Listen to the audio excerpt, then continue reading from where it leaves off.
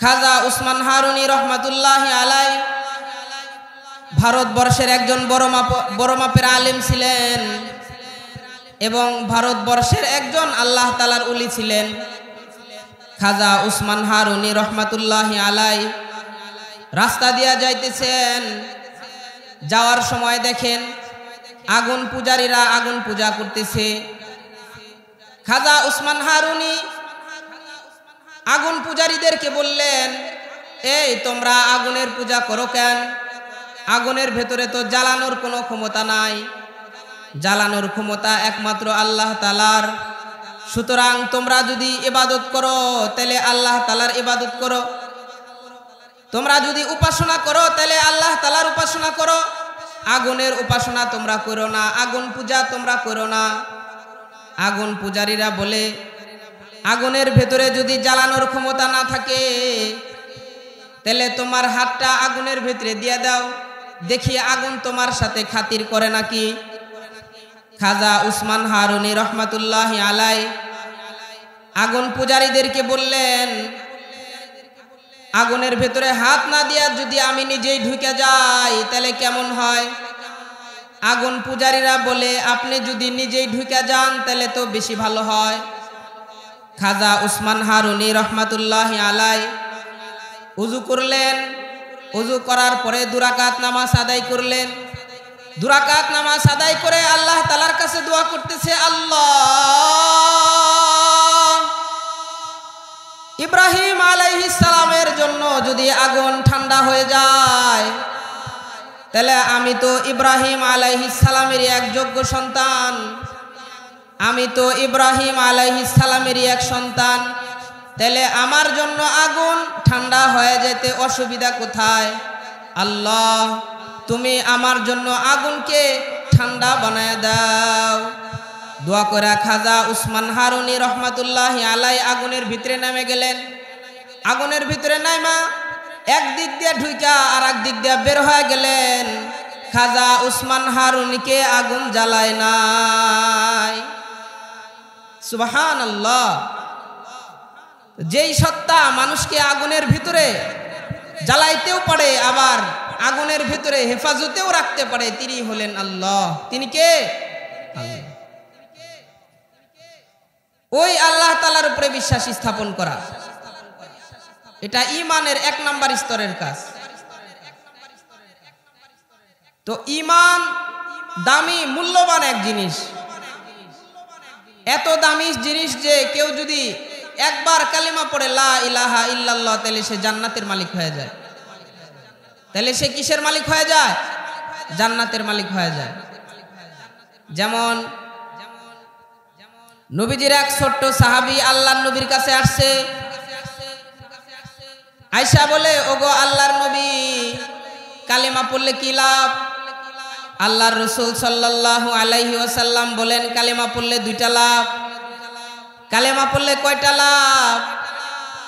নবীজি বলেন, কালেমা পড়লে 2টা লাভ। 1 নাম্বার লাভ হলো আল্লাহ তাআলা তোমার জীবনের সব গুনাহ মাফ করে দিবেন। আর একটা লাভ হলো আল্লাহ তাআলা তোমাকে জাহান্নাম থেকে মুক্তি দিয়া জান্নাতে দিয়ে দিবেন। ছোট্ট সাহাবী আল্লাহর রাসূলকে বলে, আল্লাহর নবী আমাকে এক্ষুনি কালেমা পড়ায়া মুসলমান বানায়া দেন। নবী আলাইহিস সালাতু ওয়াস সালাম ছোট্ট সাহাবীকে কালেমা পড়ায়া মুসলমান বানায়া দিয়েছেন। মুসলমান হওয়ার পরে সাহাবী যুদ্ধের ময়দানে অংশগ্রহণ করেছে। কাফেরদের সাথে যুদ্ধ করতে করতে শাহাদত বরণ করেছে, শহীদ হয়ে গেছে। আল্লাহর নবী সাহাবীর ওই লাশ দেখা মুস্কি হাসি দিলেন। সাহাবায়ে কেরাম জিজ্ঞাসা করলেন, ওগো আল্লাহর নবী, আপনি তার লাশ দেখে হাসলেন কেন? আল্লাহর নবী বলেন, আমার এই সাহাবী কালেমা পড়ছে, যুদ্ধের ময়দানে চলে আসছে, 1 ওয়াক্ত নামাজ পড়ার সুযোগ পায় নাই, একটা রোজাও রাখার সুযোগ পায় নাই, কিন্তু যুদ্ধের ময়দানে কালেমা পড়ে যুদ্ধের ময়দানে শহীদ হওয়ার কারণে জান্নাতের মালিক হয়ে গেছে। কালেমার কত দাম! কালেমা পড়ছে, যুদ্ধের ময়দানে চলে গেছে, যুদ্ধ করতে করতে শহীদ হয়ে গেছে, জান্নাতের মালিক হয়ে গেছে। এক ওয়াক্ত নামাজও পড়ার সুযোগ পায় নাই, একটা রোজাও রাখার সুযোগ পায় নাই, কালেমা পড়ছে, যুদ্ধ করছে, শহীদ হয়ে গেছে, আল্লাহর নবী বলেন সে জান্নাতের মালিক হয়ে গেছে। তো কালেমার এত দাম, ইমানের আল্লাহ তাআলার কাছে এত দাম। তো এই ইমানকে আল্লাহ তাআলা মূল্যায়ন করতে বলেছেন। ইমানকে কি করতে বলেছেন? মূল্যায়ন করতে বলেছেন। তো ইমানের মূল্যায়ন কিভাবে হবে? আল্লাহ তাআলার ভয় ভীতি অর্জনের মাধ্যমে ইমানের মূল্যায়ন হবে। বান্দা যখন দুনিয়াতে আল্লাহ তাআলাকে ভয় করে চলবে, তখন আল্লাহ তাআলাকে ভয় করে চলার মাধ্যমে তার ইমানের মূল্যায়ন হয়ে যাবে। আল্লাহ তাআলার ভয় কাকে বলা হয়? তাওরাতের বড় আলেম কাবে আখবারকে হযরত ওমর জিজ্ঞাসা করলেন, হযরত আরিফি তাকওয়া, তাকওয়া কাকে বলা হয়? আপনি একটু তাকওয়ার পরিচয় দেন। তাওরাতের বড় আলেম কাবে আখবার বললেন, তাকওয়া হলো ওই খোদা ভীতির নাম, যেই খোদা ভীতি অর্জন হইলে বান্দা গুনাহ করে না, ইবাদত ছাড়ে না। যেই ভয় ভীতি অর্জন হইলে বান্দা গুনাহ করে না, ইবাদত ছাড়ে না, ওই ভয় ভীতিকেই তাকওয়া বলা হয়। আমাদের ভিতরে তো আল্লাহ তাআলার ভয় ভীতি কম, কিন্তু আগের জামানার মানুষ যারা ছিলেন তাদের ভিতরে আল্লাহ তাআলার ভয় ভীতি ছিল অনেক বেশি।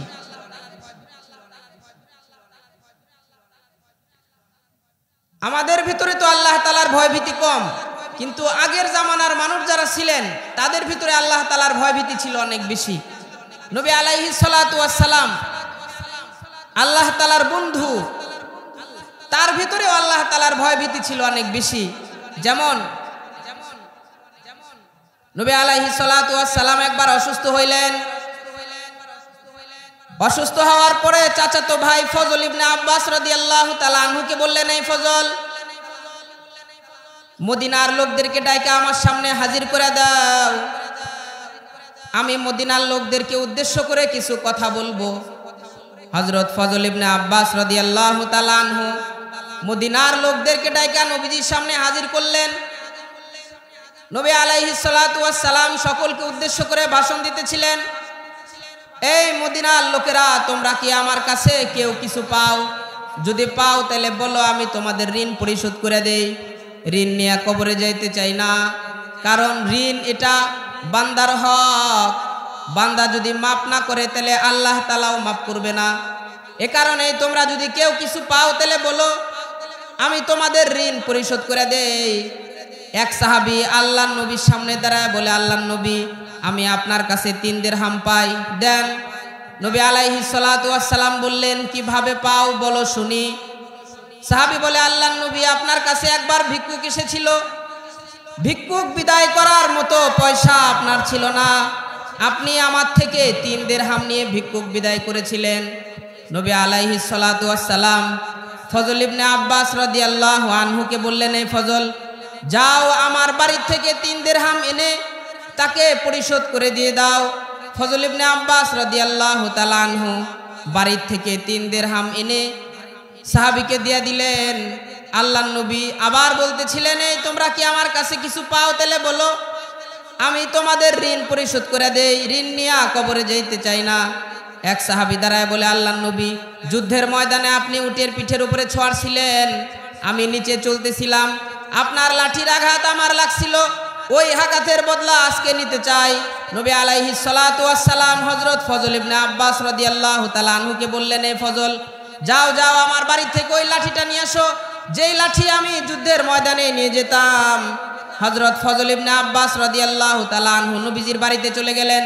যা হযরত ফাতেমাকে বলে, ওগো ফাতেমা, দিবেন কি নবীজির ওই লাঠি, যে লাঠি নবীজি যুদ্ধের ময়দানে নিয়ে যেতেন। হযরত ফাতেমা বলেন, বাবা অসুস্থ, যুদ্ধে যাবে না তো লাঠি দিয়ে কি করবে?